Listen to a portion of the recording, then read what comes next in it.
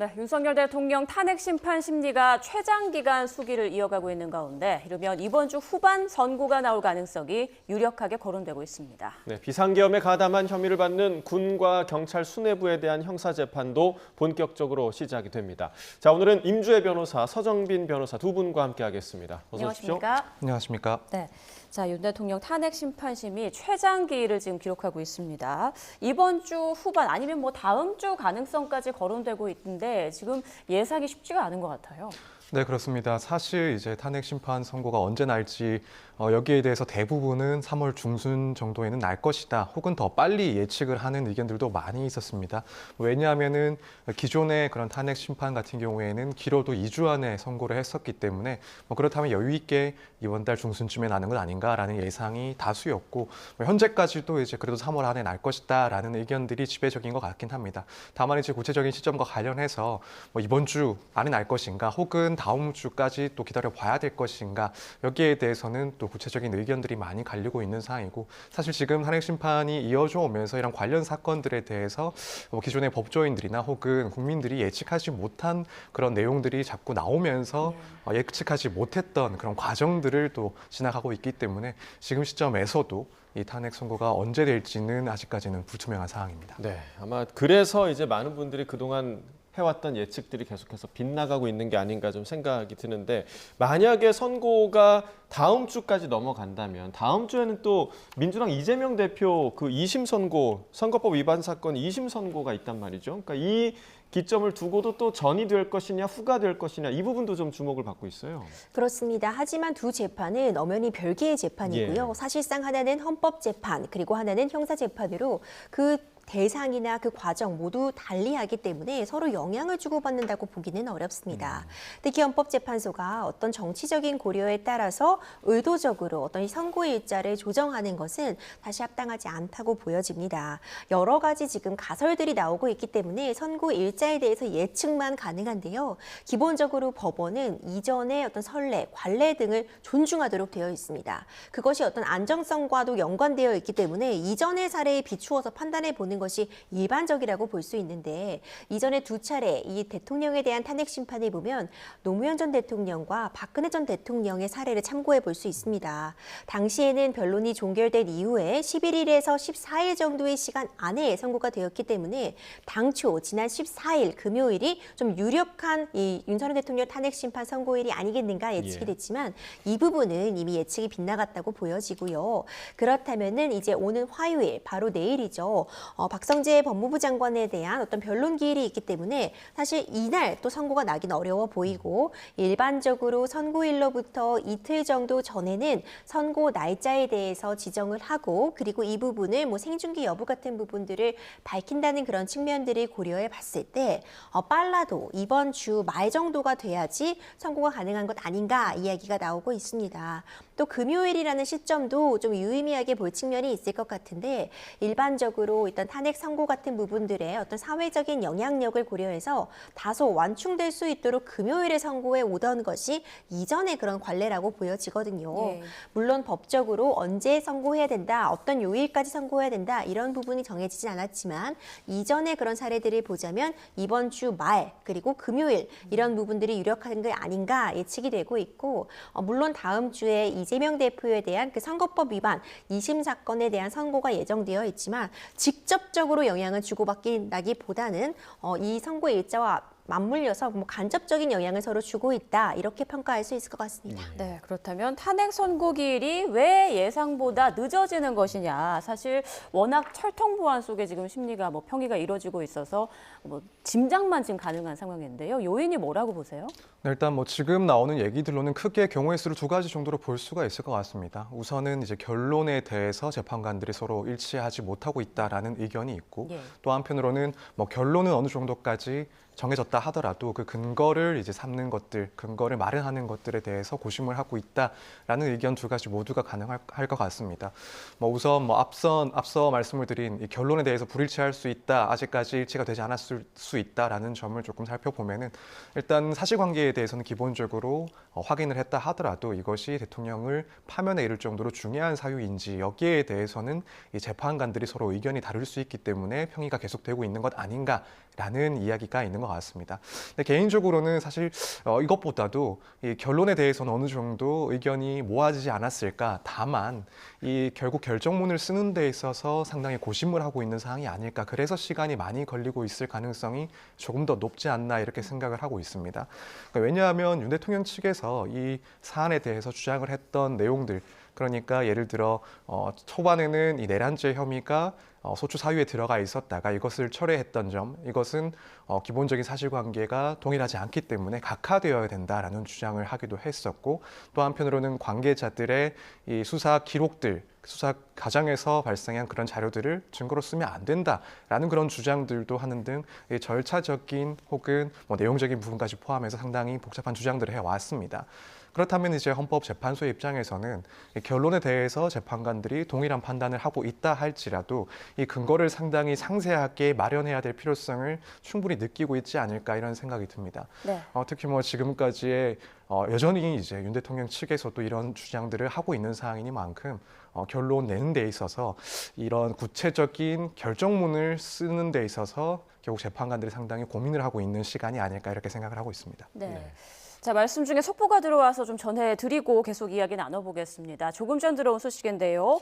양주 육군 비행장에서 군용 무인기와 헬기가 충돌했다는 속보가 조금 전 들어왔습니다. 소방에서 밝힌 내용을 전해드리면 군용 무인기가 착륙해 있는 헬기와 충돌했다 이렇게 밝혔습니다. 네, 군용 헬기, 그러니까 수리온 헬기로 전해지고 있는데 이 수리온 헬기 한 대가 전소가 됐고 아직까지는 인명 피해는 없고 그러니까 재산 피해와 관련해서는 현재 소방에서 조사 중인 것으로 지금 전해지고 있는데요. 군용 무인기가 착륙해 있었던 헬기와 충돌했다. 그러니까 군용 무인기는 비행 중에 지금 충돌을 한 것인지 이것과 관련해서도 조금 정보가 좀 더 들어와야 할 것 같습니다.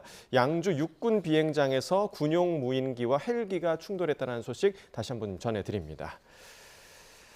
네, 관련 소식 계속해서 들어오면 전해드리겠고요. 저희가 이제 선고 기일과 관련된 이야기를 지금 나누고 있었는데 많은 분들이 출연을 해서 헌법학자들이나 변호사님들이나 많은 분들이 출연을 해서 초반에는 이 사안이 상당히 쟁점이 조금 간명하다 이런 그 평가들을 많이 해주셨는데 굉장히 지금 심리가 길어지고 있단 말이죠. 그러니까 중간에 여러 가지 변수가 작용했기 때문일까요? 좀 어떻게 보십니까?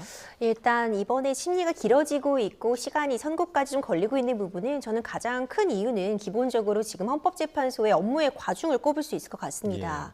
그러니까 유례 없이 여러 가지 탄핵 사건들, 권한쟁의 사건들 진행되다 보니까 이 제한된 인원이죠. 이 헌법재판관들이 하나하나 심리를 거치고 결국 판결문을 작성하고 평의를 진행하는 데 시간이 걸리고 있다. 일단 이런 부분들은 기본적으로 전제를 하고 가야 될 것 같고요. 다만 얼마 전에 최재해 감사원장이나 검사 3인에 대한 탄핵 선고가 있었잖아요.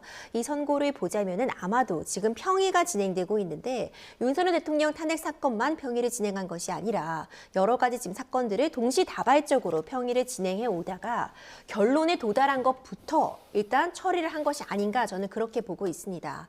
이 최재열 감사원장이나 검사 3인에 대해서는 어쨌든 전원 일치된 의견으로 평의에 따라 결론이 도달하였고 판결문 작성까지 비교적 수월했다 이렇게 보여지고요. 네. 윤석열 대통령 사건 같은 경우에는 사실상 한 대통령의 탄핵 사건이기 때문에 쟁점이 간명하다 이렇게 보기는 좀 어려운 측면이 있어 보입니다. 그리고 변론 과정에서 일부 어떤 증인들에 대한 증언의 신빙성 문제 이런 부분들이 좀 쟁점으로 떠올랐고 그 가운데 구속 취소 결정이 있었던 것 특히 공수처의 수사권에 대한 문제 제기가 있었던 부분 이런 부분들이 사실 독립적으로 요소가 별개의 사건에서 진행되고 있지만 복합적으로 영향은 주고 있다고 생각이 되고요. 예. 신속한 재판도 물론 굉장히 중요하지만 정확하게 판단하고 결국 재판관들의 어떤 전원 일치 의견을 만들어가는 그 과정이기 때문에 평의가 좀 길어지고 있는 것이 아닌가 저는 그렇게 보고 있습니다. 네, 문영배 권한대행과 이미선 재판관이 다음 달 18일, 4월 18일에 이제 퇴임 예정돼 있지 않습니까? 그 전에는 결론이 나지 않을까 이런 관측이 많은데 좀 어떻게 예상하세요? 뭐 당연히 이제 그 전까지는 결론을 낼 것이다라고 생각을 하고 있습니다. 이건 이제 탄핵 심판이 시작됐을 때부터 아무래도 이제 두 재판관들의 임기가 4월 중순으로 정해져 있는 만큼 그 전까지는 결론을 낼 것이다라고 예측을 하고 있었고, 뭐 이 점은 지금 변동사항이 없는 것 같습니다. 만약이라도 이 시점을 넘어가게 되면 또다시 재판관들의 그런 공백이 생기게 되고, 예. 그렇다면 다시 이 재판관을 임명할 수 있느냐 없느냐 이런 문제가 발생하기 때문에 헌법재판소에서는 이제 그 시기 전에는 당연히 결론을 낼 것이다라고 생각을 하고, 사실 지금 이 임기가 한 달 정도 남은 상황입니다. 그래서 이 한 달 안에는 뭐 무조건적으로 결론을 낼 것이다. 그리고 그까지 또 시간 오래 끌지 않을 것이다라고 개인적으로 생각을 하고 있습니다. 왜냐하면은 어쨌든 이 선고가 나기 전까지의 이 시간들도 결국에는 이제 그런 여론이 또 분열하고 그 예. 대립이 심화되는 그런 시간으로 소비가 될 수 있기 때문에 이런 점들까지 고려를 한다면 비록 한 달이라는 비교적 여유 있는 기한이 있다고는 하지만 헌법재판소에서는 조금 더 속도를 내서 결론을 낼 것이다 이렇게 생각을 하고 있습니다. 네, 자, 선고 기일과 관련한 이야기를 저희가 좀 계속해서 나눴었고, 또 그 다음으로 궁금한 것이 이제 재판관들, 그러니까 8명의 재판관들이 모두 같은 의견을 모을 수 있을 것인가, 아니면 결정문에 뭐 소수 의견이 담길 것인가, 이 부분도 조금 궁금해지는 대목인데, 아무래도 이제 사회적 혼란을 고려를 해서 전원 일치 쪽으로 가는 게 아니냐라는 의견이 좀 지배적인 것 같아요. 그렇습니다. 그런 예측들이 나오고 있습니다. 물론 이 탄핵 사건에서 탄핵이 인용되기 위해서는 탄핵에 6인의 재판관이 찬성을 하면은 탄핵은 인용이 됩니다. 예. 그러니까 지금 현재 8인 체제에서 지금 심리가 진행이 되었고 지금 결국 평의가 진행되기 때문에 8인 중에 6인만 탄핵에 찬성하게 되면 탄핵은 인용되는 상황이지만 어떤 이 사회적인 영향력을 고려할 때 일단 재판관들은 평의를 진행하는 과정에서 최대한 8인 전원 일치 의견을 만들 가능성은 점쳐지고 있습니다. 하지만 이건 어디까지나 예측이고요. 재판관들은 의도적으로 8인의 어떤 동일한 의견을 만드는 것이 아니라 평의 과정에서 본인의 생각에 따라 판단에 따라 법리에 따라서 지금 판단을 하고 있다고 보는 것이 합리적인 해석이라고 보여집니다. 물론 이제 판결문이라는 것은 정말 중요한 역할을 하게 됩니다. 예. 이 재판관들이 내린 결론, 표결에 따라서 다수 의견이 있을 것이고 경우에 따라서는 소수 의견 같은 부분들이 존재할 수 있는데 결국 국민들에게 이 판결문을 통해서 헌법재판소 재판관들이 내린 결론을 납득시켜야 하고 설명하는 것이 바로 이 판결문을 통해 이루어지게 되는 것이거든요. 그렇다면 어떤 내용이 담길 것인가, 지금 그것 때문에 사실 선고 기일이 좀 늦춰지고 있다고 보여지고, 물론 이 결정에 따라서 다수 의견이 재판관들의 그 주문으로서 설명이 되게 되는 것이고 소수 의견은 존재할 수 있습니다. 소수 의견은 만약 전원 일치된 의견이 만들어지지 않는다면은 그 결론에 반대하는 그 반대 의견이 나올 수도 있는 것이고요. 결론에는 동의하지만 일부 그 논리에 보충할 부분이 있다면은 보충 의견, 아니면 지금 결론에는 동일하다고 해도 그 결론에 도달하는 그 과정에서 논리상 좀 차이점이 있을 때 별개 의견, 이런 식으로 의견을 붙이는 것은 충분히 가능하거든요. 네. 과연 재판관들이 지금 평의 결과를 통해서 표결까지 이루어지고 어떤 식으로 이 판결문에 의견을 남길지는 조금 더 지켜볼 필요성이 있을 것 같습니다. 네, 이제 헌재 선고가 임박했다는 관측이 나오는 가운데 정치권에선 어떤 결론이든 승복하겠다 이런 메시지가 나오고 있습니다. 어떤 발언들이 나왔는지 직접 들어보시죠. 저도 탄핵 심판 결과에 승복하겠다는 의사를 공개적으로 표시한 바가 있고, 또 우리 권영세 비대위원장도 지난 13일 기자회견을 통해서 헌재 결과에 승복하겠다라고 밝힌 바가 있습니다. 그렇기 때문에 우리 당의 공식 입장은 헌재의 판단 결과에 승복하겠다는 것입니다. 승복은 당연히 해야죠. 승복은 당연히 해야 되는 거고요. 예. 민주공화국의 헌법 질서에 따른 결정들을 그걸 승복 안 하면 어떡할 겁니까? 그건 말이 안 되는 소리고요. 예. 당연히 승복해야 되고 승복해 왔고요. 네, 여야 할 것 없이 승복을 다짐하는 정치권의 목소리인데 좀 어떻게 보십니까, 변호사로서? 근데 우선은 사실 너무 당연한 네. 이야기라고는 생각을 합니다. 왜냐하면은 이제 결국 이제 헌법에 대한 판단과 어떠한 사안에 대한 결론에 대해서는 당연히 뭐 국민의 입장에서는 거기에 대해 따라야 할 수밖에 없는 너무 당연한 이야기이기 때문에 뭐 이런 지금 승복을 다짐한다라는 이야기들은 충분히 당연한 이야기다라고 생각을 하고 있는데, 다만 한편으로는 이제 이런 이야기가 너무나 당연한 이야기가 굳이 또 나와야 되는 상황이 조금 씁쓸한 점이 있긴 합니다. 사실 결론은 어떻게 나올지는 모르지만 일부에서는 결론에 따라서는 뭐 국민들이 저항권을 행사할 수도 있다라는 이야기까지가 나오고 있고 그렇다면 결국 이 사법부의 판단을 따를 수가 없다라는 이야기인데 이런 지금 극렬하게 대치되고 있는 주장들이 대치되고 있는 상황이다 보니 아무래도 정치권에서 이 승복 얘기가 나오고 있는 것 아닌가 그런 점이 조금 비춰지는 것 같아서 약간의 씁쓸한 마음은 조금 생긴 상황입니다. 네, 이 승복 얘기가 나오면서 당사자인 대통령이 승복을 다짐해야 한다. 뭐 이런 얘기고 나오고 왜냐하면 지금까지 이제 법원의 여러 가지 결정에 이의 제기하는 그런 절차가 많았고 결국에는 구속 취소까지 이끌어낸 바가 있기 때문에 윤 대통령이 이 부분에 응할까 이것도 좀 관심인데요.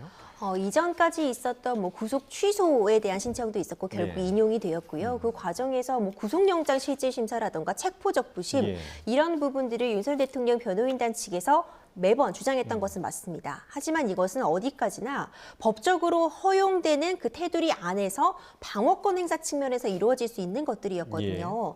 하지만 헌법재판소의 이 탄핵 심판 결론에 대해서 승복하지 않는 것은 법적으로 인정될 수 있는 테두리 안의 것이라고 볼 수 없습니다. 그러니까 그렇기 때문에 중요한 부분은요. 방어권을 행사하는 차원에서 이전에 있었던 그런 단계별로 이의 제기를 신청하는 것은 어디까지나 법적으로 허용이 되는 측면이었고 예. 이 탄핵 심판 결론에 대한 승복은 사실 당연한 것이라고 볼 수 있거든요. 이 탄핵 심판 과정에서 어떤 그 절차상의 부분에 대해서 이의 제기를 하고 적극적으로 증인 신청을 하고 다투고 어떤 증거를 사용할 수 있을지 없을지 여부에 대해서 그 변론 절차 내에서 다투는 것은 방어권 보장 측면에서 허용이 되겠지만 이 탄핵 심판 결론에 대해서 승복하지 않는 것은 이 법적으로 허용될 수 있는 그 범위 내의 것이라고 보기 어렵기 때문에 이 부분은 충분히 감안을 해야 된다고 보고 지금 어떤 승복의 메시지를 내야 된다라는 것은 사실 어찌 보자면 너무나도 당연한 것인데 당연한 것이 지켜지지 않을까 봐 우려하고 있는 상황으로 보여지거든요. 이 부분은 우리가 법치국가이기 때문에 누구라도 재판의 결과에는 승복하는 것이 맞다 이렇게 평가할 수 있을 것 같습니다. 네, 지금 가장 우려가 되는 것 중에 하나가 윤 대통령에 대한 탄핵 심판 선고 결과가 나온 뒤 돌발 사태나 충돌이 발생하지 않을까 하는 부분인데 경찰이 그 헌재 인근 100m를 진공 상태로 만들겠다 이렇게 밝히지 않았습니까? 그런데 지금 현장에서 1인 시위를 빙자한 사실상의 뭐 집단 시위가 잇따르고 있다 이런 얘기가 들려오더라고요. 네, 그렇습니다. 왜냐하면 이제 집회나 시위 같은 경우에는 말씀하신 것처럼 이제 중요한 그런 기관들 일정 범위 안에서는 할 수가 없도록 조치를 취할 수가 있습니다. 그렇지만 이제 이것은 어느까지나 이제 집시법상 인정을 하고 있는 그 집회나 시위에 해당을 해야 이런 조치를 취할 수 있는 것인데 이제 문제는 1인 시위 같은 경우에는 여기서 규정을 하고 있는 그런 시위나 집회에 해당하지 않는다라는 겁니다. 이제 집시법상 시위라고 하면 여러 사람이 이제 공동 목적으로 장소를 행진하는 것을 이야기를 하는 건데 여기서 이제 여러 사람이라는 것은 결국에는 2인 이상을 얘기를 하는 것이고 그렇다면 실제로 이제 1인 시위에 해당한다라고 본다면 집시법 규정에 적용되지 않기 때문에 경찰에서도 여기에 대해서 특별한 조치를 취하기가 상당히 어려운 상황이 발생할 수가 있습니다. 그래서 이제 1인 시위 등을 이유로 해서 실제로는 이런 시위나 혹은 집회가 이루어질 수도 있다라는 점을 상당히 우려하고 있는 그런 상황입니다. 네, 그러니까 아무래도 이 부분도 좀 사각지대에 해당하지 않나라는 생각이 들고 우리가 이제 우려했던 일이 또 선고 이후에 좀 발생하지 않았으면 하는 바람을 가져봅니다. 자, 그리고 이제 윤 대통령이 등장할 때 그리고 이제 서울구치소에서 나왔을 때도 그림자처럼 경호했던 인물이죠.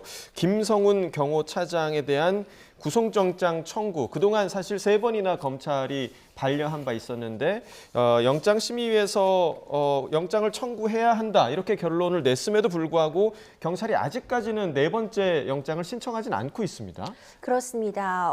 지난 6일에요. 영장 청구하는 것이 적법하다라는 그런 판단은 있었습니다. 영장심의위원회에서 과반수 이상의 영장을 신청하는 것이 적법하다라는 의견이 있었는데 물론 이것에 반드시 구속이 돼야 되는 것은 아니라고 해도 지금 열흘 정도의 기간 동안 추가적으로 다시 영장을 신청하지는 않고 좀 주변 상황을 살펴본 것으로 보입니다. 이제 그런 부분에 영향을 끼쳤던 것이 윤석열 대통령의 구속 취소 결정에 따라서 지금 경호가 필요하다 이런 부분들이 좀 가만히 된 것이 아니냐라는 이야기가 나왔는데 지금 전해지고 있는 바에 따르면 경찰에서 오늘 늦은 오후쯤에는 영장을 다시 4번째로 청구할 것이다 이런 이야기가 나오고 있습니다. 실제로 이제 영장이 발부될지 청구될지 이런 부분 부분들은 조금 더 신경을 좀 써볼 필요가 있겠지만 현재 전해지고 있는 바에 따르면은 이 구속 취소 결정이 있었고 현재 윤석열 대통령에 대해서 김성훈 경호처장이 지근해서 지금 경호를 하고 있는 상황이지만 그럼에도 불구하고 영장을 청구하고 발부받을 필요성이 있다라는 판단이 선 것으로 보입니다. 특히 비화폰 관련한 부분들이 좀 쟁점으로 떠오르고 있는 것으로 보이는데 관련해서 서버에 대한 그런 압수수색이 필요한데 지금 김성훈 경호처장이 이 부분을 제대로 허락을 하고 있지 않기 때문에 이 수사가 제대로 이루어지고 있지 못하다 이런 측면들을 경찰에서는 좀 강조하고 있는 것으로 보이고요. 이전까지의 그런 영장 청구 과정에서 이제 검찰 측에서는 증거가 이미 수집되었다거나 아니면은 재범의 우려가 없다. 내부 규정에 대한 추가 확인이 필요하다. 범죄의 고의가 있다고 단정하기 어렵다라는 이유를 들어서 영장을 청구하지 않았었는데 이번에는 또 추가적으로 어떤 부분들의 논거를 더해서 영장을 청구했는지에 따라서 그 결론은 달라질 수 있을 것이라고 봅니다. 네, 오늘 오후 늦게 이제 경찰이 영장을 청구할 것이다 이런 말씀해 주셨는데 그 또 속보가 들어오면 저희가 전해드릴 거고요. 그런데 예상보다 조금 늦었다라는 관측이 많거든요. 그동안 경찰은 윤 대통령이 이제 석방됐기 때문에 고민을 한 걸까요? 좀 어떻게 보십니까? 네, 그 점도 조금 고민을 하지 않았을까 생각이 듭니다. 왜냐하면 이제 결국에는 윤 대통령이 석방되면서 김성훈 경호처장 같은 경우에는 이 점을 이유로 구속의 필요성이 현저히 낮아졌다 혹은 구속해서는 안 된다라는 주장을 할 수가 있기 때문에 그렇습니다. 아무래도 구속 상태에서 이제 경호처가 실제 경호 활동을 할 그런 내용들이 많이 적어졌던 반면에 결국 윤 대통령이 불구속 상태로 풀려나게 되면서 김성훈 경호처장은 현재 다시 현실적으로 대통령을 경호해야 될 그런 업무상의 필요성이 무척 상당해졌다. 그리고 자신의 공백이 있을 경우에는 실질적인 경호가 이루어지기 어렵다라는 점을 근거로 충분히 들만한 내용입니다. 그렇다면 이제 경찰 쪽에서도 이미 몇 차례 이 구속영장 신청이 반려된 이상 이런 새롭게 김성훈 차장에게 유리한 사정이 발생한 이 시점에 있어서 다시 한번 신청을 했다가 반려받을 가능성도 상당히 높다라는 그런 판단까지도 좀 고민을 했을 것 같습니다. 그래서 결국에는 중간에 예상하지 못한 윤 대통령의 구속 취소라는 변수가 생기면서 이 고민하는 데 상당한 시간이 소요가 됐던 것 아닌가 이런 생각도 충분히 해볼 수 있을 것 같습니다. 예. 그러니까 이제 지금 이 구속영장이 발부되는 과정 자체가 경찰이 검찰에 신청을 하고 검찰이 법원에 청구를 하면 법원에서 발부를 하는 그런 절차가 있는 건데, 그러니까 만약에 경찰이 네 번째 영장을 신청한다 하더라도 검찰이 반려하면 다시 되돌아오는 거잖아요. 그렇습니다. 네. 물론 영장심의위원회에서 지금 영장을 발부하는 것이 맞다는 판단이 있어도 이것에 반드시 기속돼야 되는 것은 아니거든요. 이건 권고 수준인가요? 그렇죠. 네. 말 그대로 이런 부분들이 적법하다고 본다 이렇게 권고하는 것이기 때문에 예. 기본적으로 존중하는 태도에서 이 부분을 살펴는 보겠지만 반드시 따라야 하는 것은 아닙니다. 앞서 말씀 주신 것처럼 경찰에서 이분의 영장을 또 다시 한번 신청을 하더라도 검찰이 이 부분을 법원에다 청구하지 않는다면은 이전과 또 동일한 결과가 올 수 있거든요. 이런 부분들이 과연 경찰에서 추가적으로 어떤 증거 사실이라던가 어떤 혐의점 등을 소명을 해서 영장을 신청하느냐에 따라서 좀 달라질 수 있을 것이라고 봅니다. 네. 자, 다음 이슈로 좀 넘어가 보겠습니다. 오늘부터 그 비상계엄에 가담한 김용현 전 국방부 장관 등에 대한 형사 재판이 본격화하는데요. 그동안은 이제 공판 준비 기일이 열렸는데 이제부터 이제 공식적으로 정식 재판에 들어간다. 뭐 이렇게 보면 될까요? 네, 그렇습니다. 이제 공판 준비 기일이라는 것은 뭐 반드시 열리는 것은 아니고 다만 쟁점이 복잡하거나 사건이 이제 규모가 클 때 진행을 할 수가 있는 절차인데 이런 준비 기일에서 하는 것은 결국에는 쟁점에 대해서 조금 정리를 하고 또 양측에서 앞으로 입증을 어떻게 할 것인지 그런 계획을 세워서 의견을 전달하는 그런 과정입니다. 이제 공판 준비 기일은 모두 끝났고 결국에는 정식 재판 단계에 이제부터 들어섰다라고 충분히 말씀을 드릴 수 있을 것 같고 그렇다면 이제부터 오늘 같은 경우에는 이 공소 사실에 대해서 검찰 측에서 그 요지를 진술을 하고 여기에 대해서 이제 피고인 측에서는 그것을 인정하는지 인정하지 않는지 그 의견을 이제 먼저 밝히게 됩니다. 예. 당연히 지금 이 사건에서는 무죄를 주장할 것이고 그렇다면 이제 앞으로 재판 절차와 관련해서 특히 증거들을 어떻게 쓸 것인지 증거에 대해서 검찰은 제출을 하고 여기에 대해서 피고인들이 증거를 동의를 하든가 혹은 동의를 하지 않던가 이렇게 증거 의견을 밝히는 그런 절차를 진행하게 됩니다. 일단 오늘로서는 이 부분 부분 그리고 별개로 이제 구속 취소에 대한 심리를 하는 것으로 마무리가 될 것 같고 그렇다면 이제 앞으로 열릴 그런 공판에서는 특히나 이제 증인들이 무척 많이 나올 그런 재판으로 보여지기 때문에 이 증인 신문들이 상당히 오랜 기간 동안 이어질 것이다 이렇게 볼 수가 있습니다. 네. 자, 지금 말씀해 주신 것처럼 특히 이제 김용현 전 장관 같은 경우는 윤석열 대통령처럼 구속 취소 청구를 했었잖아요. 그러니까 2번이나 했었는데 이 부분에 대한 공방이 오늘 있지 않을까. 그러니까 이 부분에 대한 쟁점은 또 어떤 게 있을까요?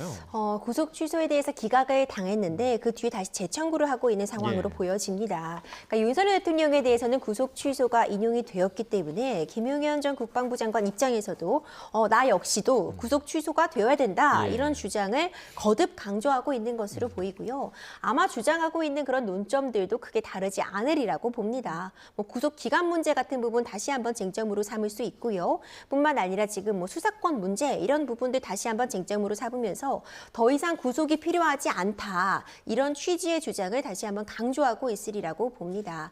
아직 이제 첫 공판이 열린 그런 상황으로 보여지는데 공판 준비 기일은 말 그대로 준비하는 과정, 그러니까 계획표를 짜는 정도의 과정이라고 보여지고요. 예. 결국 그 계획표대로 첫 시간 정도가 열린 것인데 앞서 서정빈 변호사님께서 말씀해 주신 것처럼 긴 싸움이 예정되어 있습니다. 아직은 굉장히 초기 단계로 보여지기 때문에 어떤 싱크로 증인신문 과정이 이루어지고 양측이 증거를 제출해서 공방이 이어갈지 아직은 굉장히 첫 단추이기 때문에 조금 더 지켜볼 필요성 있어 보입니다. 네, 지금 이제 국방부 군 관계자 재판을 합친 담당 재판부가 대통령과 이제 경찰 인사들의 재판까지 과연 합병할지 병합을 할지 이 부분도 관심인데 이 결론은 언제쯤 나올까요?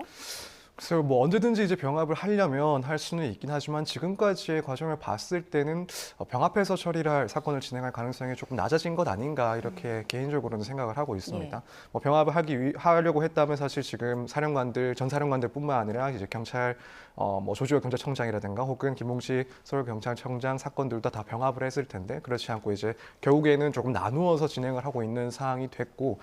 또 이제 윤 대통령 같은 경우에는 결국에는 구속 취소로 현재 불구속 상태에서 재판을 받게 되면서 이 재판부 입장에서는 됐을 때 그 6개월이라는 구속 기간 때문에 재판을 조금 빨리 진행하기 위해서 관련자들과의 재판을 병합할 그런 생각이 있었을 수가 있습니다. 하지만 현재는 이제 그런 시간적인 제약이 없기 때문에 윤 대통령의 재판에 있어서는 굳이 이제 병합을 생각하지 않을 가능성이 조금 더 높지 않나 이렇게는 지금 예상을 하고 있습니다. 예, 자, 내란 가담 혐의를 받고 있는 인물들에 대한 재판 과정을 좀 지켜봐야 할 것 같고요. 이렇게 보여집니다. 네, 지금 해당 유튜버가 올린 영상으로 인해서 김세론 씨가 생전에 극심한 정신적 고통을 호소했다고 하죠. 네, 그렇습니다. 사실 이제 김세론 씨 같은 경우에는 과거에 이 음주운전 사건으로 인해서 사실은 잠정적으로는 이제 연예계 활동을 좀 중지하고 있는 상황이었고 그럼에도 불구하고 이제 사실 이 일부 유튜버들이 그런 사생활 같은 것들을 상당 부분 폭로를 하면서 뭐 예를 들어 뭐 지인들과 뭐 음주를 자주 즐긴다라거나 혹은 아르바이트를 하고 있다고는 하지만 그것이 뭐 코스프레다 이런 주장을 하는 등 이제 사실관계가 확인되지 않는 그런 내용들을 조금 무분별하게 폭로를 하면서 뭐 그때마다 상당히 극심한 스트레스에 시달렸다라고 하고 뭐 충분히 그 고통이 상당히 심했으리라고 생각이 됩니다.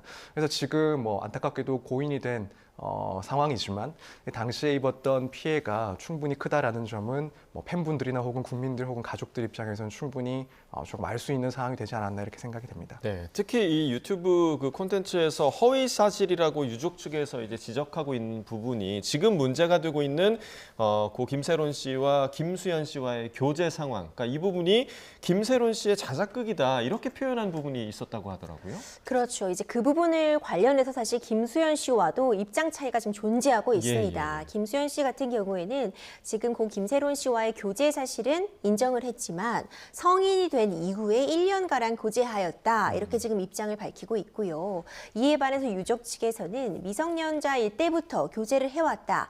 이 부분이 사실임에도 불구하고 이 연예 유튜버가 마치 이 부분을 고 김세론 씨가 자작극으로 만든 것처럼 표현한 이 부분 때문에 극심한 정신적 고통을 당했고 그리고 명예훼손적인 측면이 혼란이 발생했다 이렇게 주장을 하고 있습니다. 이와 관련해서는 결국 양측 모두 공방을 이어갈 수밖에 없어 보입니다. 물론 우리 명예훼손 법리에 따르면 이것이 사실이든 거짓이든 명예훼손이 성립하는 데는 형량에 있어서의 차이만 존재할 뿐 명예를 훼손할 목적으로 이런 사실을 적시했다면 그 자체로 명예훼손 성립은 가능한데 형량에 있어서도 차이가 날 뿐만 아니라 또 고인의 명예와도 지금 직결이 되고 있는 그런 부분으로 보여져서 양측이 굉장히 공방을 이어가고 있다고 보여집니다. 결국 이 부분은 김수현 씨의 어떤 입장 표명과도 또 맞닿아 있는 부분이어서 상당 부분 서로 간의 어떤 입장차를 좁히는 과정이 반드시 필요해 보인다. 저는 그렇게 보고 있습니다. 네, 그러니까 김수현 씨가 김세론 씨가 미성년자이던 시절에 사귄 건가, 연애를 한 것인가, 이 부분에 대해서 계속 좀 공방이 벌어지고 있는데 지금 어디까지 좀 정리가 된 건가요? 사실 이제 원래 김수현 씨 측에서는 교제한 사실 자체가 존재하지 않는다라는 입장을 유지를 해왔습니다.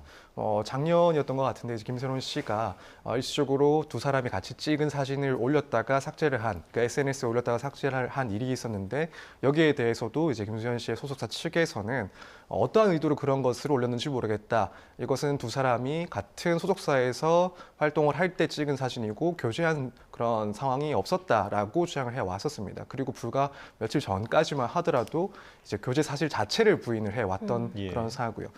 그런데 이제 지금 현 상황에서는 최소한 김세론 씨와 교제 사실 자체는 있었다라고 인정을 하고 있는 상황입니다. 다만 이제 그 기간과 관련해서 김세론 씨 측에서는 2015년 그러니까 김세론 씨가 미성년자일 때부터 6년 정도 교제를 했었다라고 주장을 하고 있는 반면 아직까지 김수현 씨 측에서는 김세론 씨가 성인이 된 이후에 1년 조금 넘는 기간 동안 사귄 것이다라고 주장을 하고 있는, 그래서 이 연애 시점 그리고 기간에 대해서 아직까지 사실 확인이 안 된 그런 상황입니다. 네, 그러니까 이제 김수현 씨 측의 입장이 조금씩 바뀌고 있는 그런 듯한 모양새인데 아마도 뭐 유튜브를 통해서 뭐 사진이나 이런 것들이 공개되면서 이런 입장의 변화가 있는 것으로 보이는데, 그런데 미성년자, 그러니까 김세론 씨가 미성년자일 때 교제를 하는 것과 아닐 때부터 교제를 하는 것에 어떤 법적 책임의 문제가 좀 달라지는 겁니까? 어떻게 보십니까? 물론 이번 사건과 좀 논점을 달리한다고 볼 수 있지만 우리 법에서는 이제 미성년자 의제 강간 이런 뭐 형사적인 규정이 존재하기는 합니다.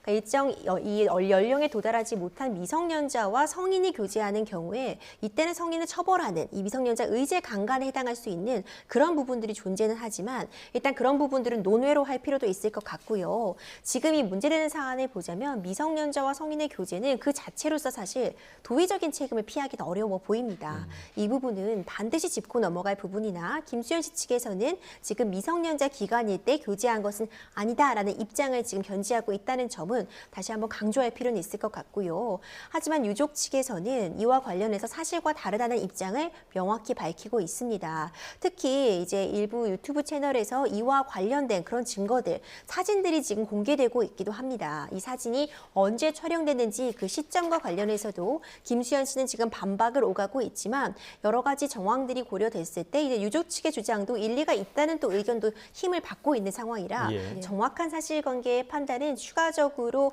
양측의 입장을 좀 더 들어볼 필요가 있겠지만 현재로서는 사실상 양측의 입장이 대치되고 있는 상황이다. 평행선을 달리고 있다. 이렇게 보여지고 다만 김수현 씨가 일부 입장을 바꾼 부분은 좀 분명해 보입니다. 당초 얼마 전까지만 해도 교제가 사실 무근이라고 정확하게 밝혔었다가 성년이 된 이후에 교제한 것은 사실이다. 이렇게 입장을 바꾼 부분, 이 부분에 대해서는 일정 부분 좀 도의적으로 문제가 있다. 이런 주장들이 지금 힘을 얻고 있습니다. 네.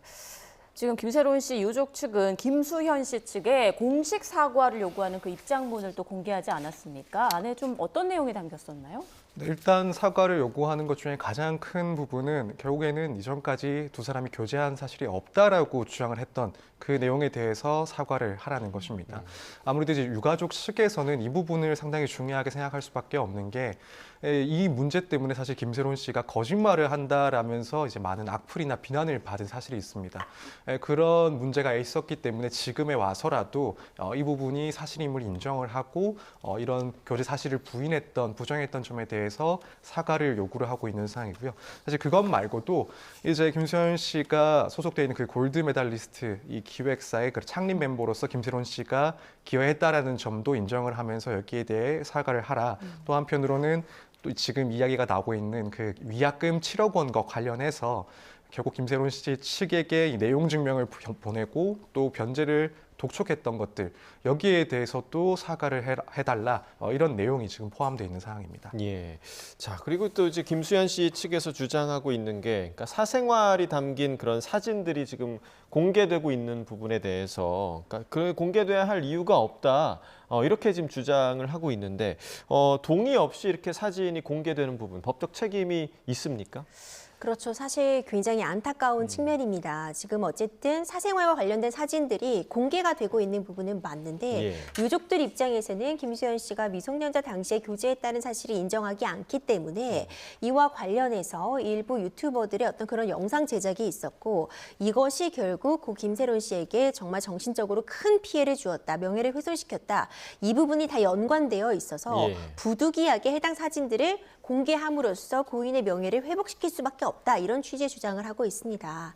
이에 대해서 김수현 씨 측에서는 무분별하게 이런 사적 생활과 담겨있는 이런 사진들이 공개되는 것은 고인을 위해서도 바람직하지 않다. 사생활 공개를 멈춰달라. 이런 또 주장을 펴고 있는데 사실상 이렇게 무분별한 사진 공개는 경우에 따라서는 또 김수현 씨에 대한 명예훼손이 성립할 여지가 있을 수는 있겠죠. 다만 이와 관련해서 유족 측에서는 이 사진을 공개할 수밖에 없었던 그런 상황들을 어느 정도 입증할 수 있을 것인지 이것이 어떤 정당한 이유 내지는 알 권리 측면에서 충분히 충족이 된다 이렇게 해명을 할 수 있을 것인지 이런 부분들이 함께 좀 고려돼야 될 것 같습니다. 네, 지금 미성년자 교제 여부나 또 7억 원 변제 압박 의혹 이 두 부분이 가장 큰 양측의 그 의견이 갈리는 부분인 것 같은데 앞으로 어떻게 될까요? 소송전까지 가고 좀 이렇게 좀 진행이 될까요? 어떻게 예상하십니까? 뭐 사실 개인적으로는 굳이 소송까지 가지는 않았으면 하는 바람이 있긴 합니다만 그럴 가능성도 배제는 할 수가 없을 것 같습니다.